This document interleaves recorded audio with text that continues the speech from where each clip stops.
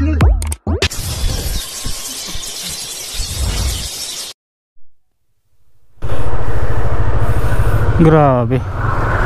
Ang alas 6 ngayon, ano? Padilim na. Oh. Iba na ang ano ng panahon ngayon. So yun mga parts, good day sa inyo. At yun, nagpalit na naman ako ng side mirror. Street King version 1. At masusubukan natin. Actually, ilang araw ko na nasubukan. Isang buwan na. At di pa rin ako hindi pa rin natapos yung video na to. Ngayon pa lang. So okay naman siya. So hindi naman ako gumawa ng tutorial nito mga parts, no, kung paano pagkabit ng kantong side mirror. Kasi madali lang naman eh. Para ka lang naman nagsusolve ng puzzle. Kung kayo nung kabataan nyo naglalaro kayo ng puzzle, halos ganun lang naman. Mas madali pa nga eh. So ayun, today is November 1. November 1 pa talaga eh. Pero okay na rin yan. At hopefully hindi matraffic kasi pag November 1 holiday yan. So yun mga parts, no, marami akong ginawang adjustment sa pag-install nito. Nung una nakatupi siya, hindi pa ganyan yung position niya. Nakita niya naman sa first part ng video, ganun. Medyo parang awkward sa paningin ko mga parts pag tumitingin ako sa side mirror pag ginagamit ko. Awkward sa paningin ko. Walang bakit, samantalang iba sanay na sanay. Siguro sadyang sanayan lang talaga. Sana hindi traffic sa C5 kasi may libingan pala doon. Marami akong ginawang adjustment sa side mirror. At hindi ko na pa tinanggal yung adapter kasi tatagalin ko yung adapter nito mga parts. Ito bababa siya, so mas tatama sa kamay. Tatama siya sa kamay mga parts pag tinanggal yung adapter. Kaya nakaganyan lang. Kung kukumpara ko naman siya sa bended na side mirror na stock, yung dati kong naka-install dyan, halos parang parehas lang ng view.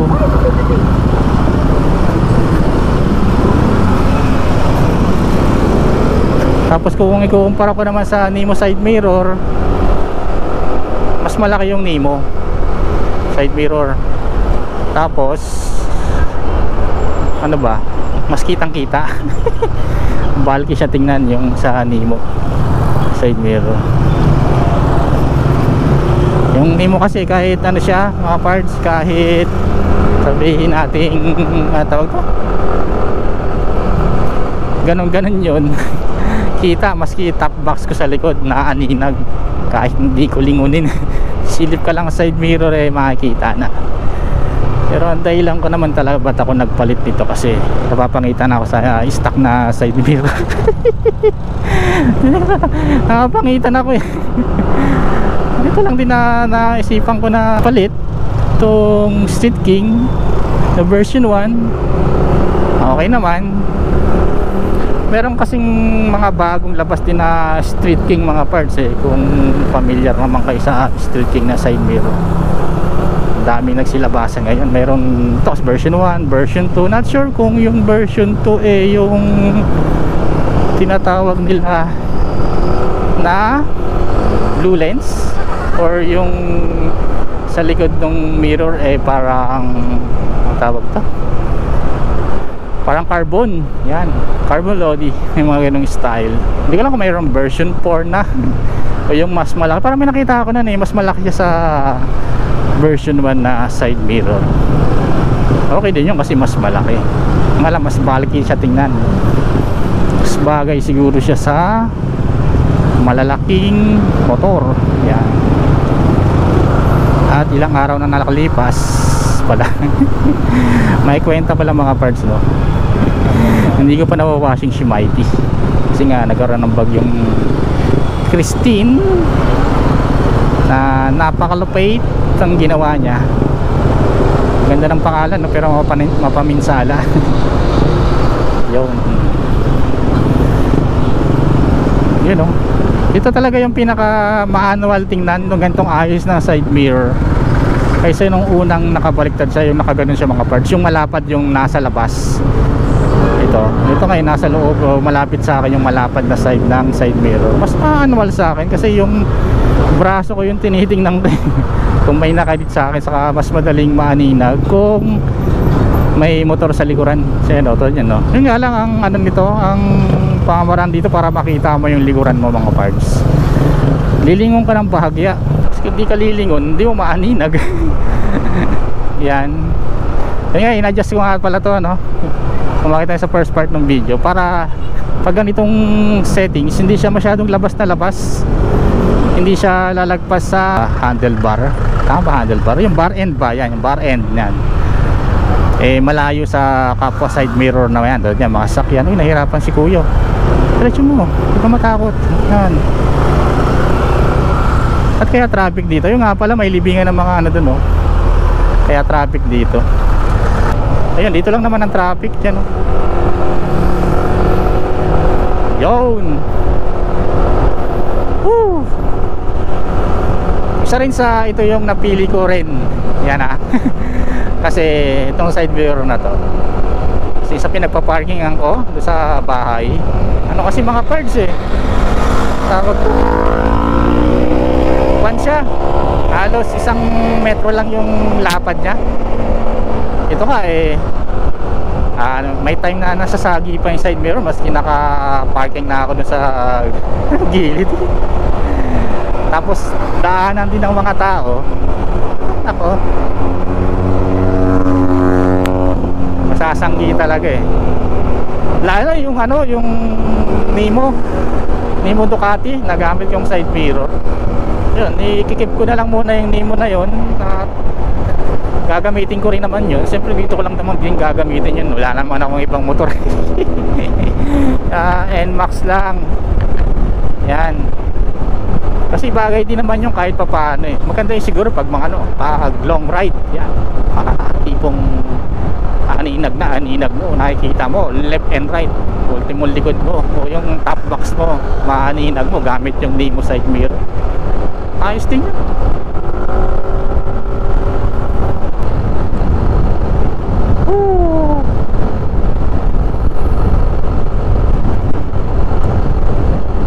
Yan. Hirap talaga minsan pag kumapalpak yung mic na gamit ko mga parts. Ewan ko lang ngayon kung ma-wind noise. So pag yung parang nagka-crack sounds, problema yata. Siyempre ma-wind noise yun eh. Problema minsan yung helmet, pag pinapasukan ng hangin yan. So medyo luma rin yung helmet ko. Tapos sa klase ng mic na gamit. Yun, time check 6:28. Hindi kailangan magmadali dahil hindi naman traffic. Pero parang mabilis ang takbo ko. Sabay, 50 lang yan, goods na yan. Makikita ko yung sakyan sa left, kita ko yung ilaw sa bandang right, yung likod ko, check. Tingin ng konti, kung makita kung may nakasunod sa nakabuntot, check. Yung alam, medyo ililis ko pa yung sigo ko, yung tutupiin ko yung sigo ko para makita kung may nakabuntot sa akin. Pero hindi siya 100% makakita yung likod mo. Pero kahit di na yata lagyan to ng blind spot side mirror, yung bilog, katulad yung nakalagay dun sa side mirror ko na stock na nakabent, kahit hindi na lagyan, okay na. Kita na naman na yung, saka pag hindi kayo sanay dun sa ganong ilalagay sa side mirror, yung salamin na naka-emboss na maliit, maduduling kayo, tapos lalagyan nyo yung magkabila. Maduduling kayo, promise na pag di kayo sanay. Pero pag sanay na kayo, wala na, dali na lang. Sa akin yung ginawa ko yun, duduling ako. Okay pa rin, okay naman to, version 1. Saka kahit pa paano, nagmura-mura to, 400 plus pabili ko dito. Samantala yung Nemo nasa 700 plus. Pero kikip ko pa rin yung side mirror na yun kasi maganda rin yun eh, side mirror na yun. Sila, nakahabol tayo. Ito yung part na pangit na daan eh, kasi lubak nga talaga eh. SM lang ka dito pag di ka marunong, lalo na pagbasa. Dami na disgrasya dito. Yun, manual din dun sa kabila, pero hindi, mamakenli ako pag uwi. So yun nga, sa side mirror pa rin tayo. Yan, at meron nga blue lens dito. Yun. Sa mga blue lens, di pa naman ako nakapag-try niyan eh. Pero parang may nakita ako niyan, yung tatabihan ko. Sabi ko parang hindi ko yata makikita yung ano, umaani nagbasta-basta yung nasa left and right ko. Bakit? Bakit nga ba ganun? Kasi hindi naman ganun kalinawa mata ko. Malabo na ang mata. Since second year high school ako, malabo na yung mata ko. Pero hindi naman siya yung tipong lumalabo na magkaroon ng grado ng 500. At least kasi ang grado ng mata ko nasa 350. Ngayon nasa 175 na lang yata, left and right. Dami nagmamabilis ngayon, no? Kitang kita sila left and right. Yung talagang kahalagahan ng side mirror eh, no? Yung iba naman may side mirror na hindi pa rin marunong gumamit ng side mirror. Dami niya. Lipat tayo sa kaliwa. Yun, kita ko maluwang. Diba? Yung iba naman mga parts napapansin ko, hindi ko alam kung street king din yun ah. Kaso lang iba napapansin ko marang mas maliit dito. Siguro acting street king yung side mirror na yon. Yung iba naka gano'n no, nakatayo patagilid. Siguro hindi nila maaninag yung ano, yung sasakyan. Pero kasing mga side mirror, sabihin natin mga aftermarket na nagagaya talaga mga parts eh. Nagagaya. Hindi siya original. Bagay, mga parts nga ng motor nagagaya pang mga replacement. Ano pa kaya yung mga original talaga? Yung mga original talaga yung ginagaya nila, pero hindi naman talaga original. Ganun talaga, sadyang ganyan ang buhay.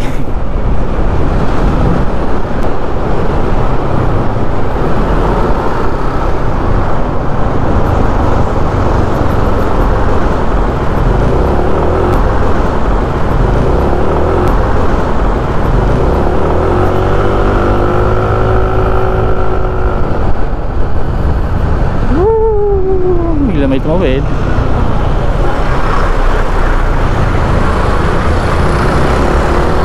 Oh, itim ng usok oh.